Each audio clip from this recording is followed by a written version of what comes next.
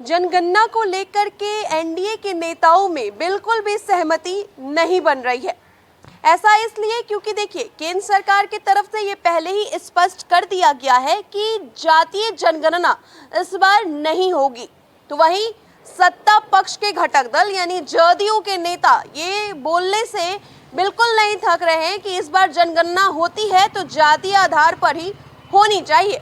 अब ऐसे में मुख्यमंत्री नीतीश कुमार की तरफ से भी बड़ा बयान सामने आया है। उन्होंने कहा है कि जनगणना जातीय आधार पर ही होनी चाहिए क्योंकि इससे पिछड़ों और गरीब लोगों को सरकारी योजनाओं का लाभ मिलेगा। इसको लेकर के उन्होंने कहा कि कई बार इस प्रस्ताव को उन्होंने पार्लियामेंट में भेजा है लेकिन कुछ भी पहल नहीं हो पाई है। उन्होंने कहा है कि केंद्र सरकार को अपने विचार पर एक बार फिर से जरूर सोचना चाहिए। आप मुख्यमंत्री नीतीश कुमार के पूरे बयान को सुनिए।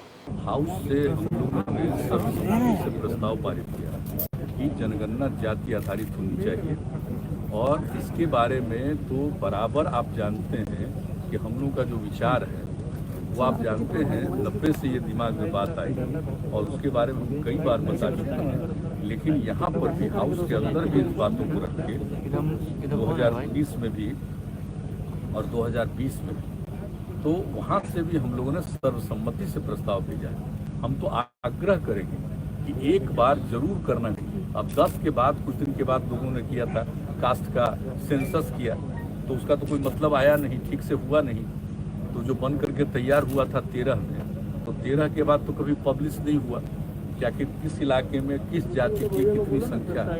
एक बार जरूर होना चाहिए कास्ट बेस्ड सेंसस ताकि मालूम हो जाए और जो गरीब गुरबा तबके के लोग हैं, SC ST के अलावे बाकी जो लोग हैं उनको भी इसका लाभ मिलेगा और पता चल जाएगा कि सही मायने में इनकी संख्या कितनी है।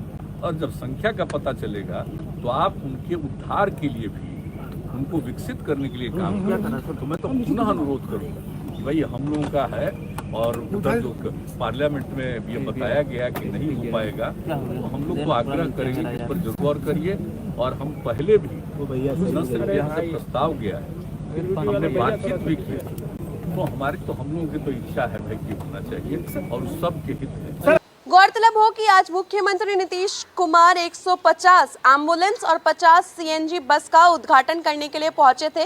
उस दरमियान मीडिया वालों ने जनगणना को लेकर के उनसे सवाल किया। तब उन्होंने केंद्र सरकार से जातीय जनगणना कराने की अपील की है। उन्होंने कहा कि बिहार में भी इसको लेकर के 2 बार प्रस्ताव पारित हो चुका है, एक बार साल 2019 में और दूसरी बार साल 2020 में। और जब इसको लेकर के जब यहाँ पे बात होती है दोनों सदनों में तो सभी दलों के नेताओं की तरफ से समर्थन कर दिया जाता है।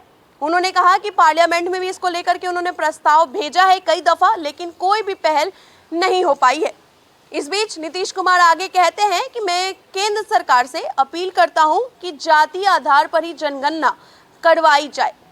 आपको बताएं कि जनगणना को लेकर के कई सारी चर्चाएं सियासी गलियारे में निकल कर सामने आ रही हैं, जहां विपक्ष की तरफ से लगातार ये बातें कही जा रही हैं कि आखिर बीजेपी को किस चीज का डर है, क्यों जातीय आधार पर जनगणना बीजेपी नहीं करवाना चाहती है।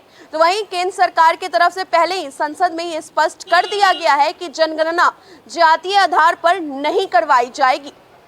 लेकिन एनडीए के ही घटक दल जेडीयू के तरफ से जब बयान ऐसे आएंगे, कहा जा रहा है कि जब आपस में ही सहमति नहीं बनेगी तो सवाल उठना लाजमी है। फिलहाल के लिए इतना ही। आप बने रहे फर्स्ट बिहार झारखंड के साथ। धन्यवाद।